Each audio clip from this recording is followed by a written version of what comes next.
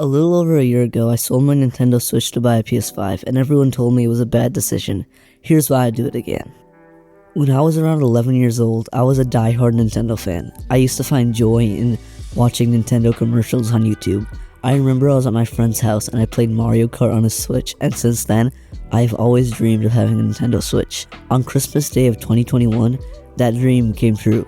I was so happy that day I could finally play all those quality Nintendo exclusives like Breath of the Wild, and then after about 3 years of playing on that luxurious, beautiful, extraordinary device, rumors started flooding in on about the Nintendo Switch 2.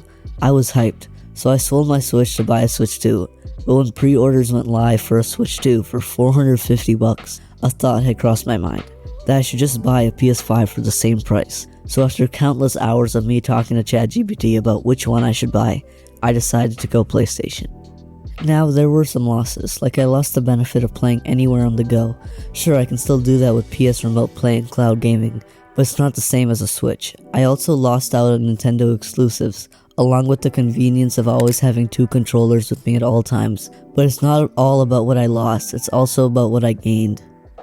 The things that I gained weighed more than what I lost. For example, I got a little more than 10 times the power. I also got the DualSense controller, which has the best haptics right now in the controller market, along with adaptive triggers, which are also cool.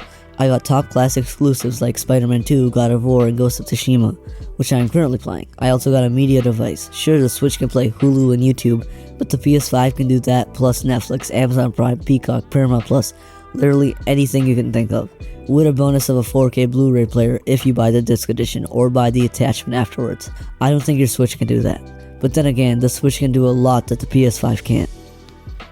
In the end, if you usually game at home and care about performance and AAA experience, the PS5 is the right move. If you value portability and Nintendo exclusives above all else, keep your Switch. You have to know what kind of gamer you are.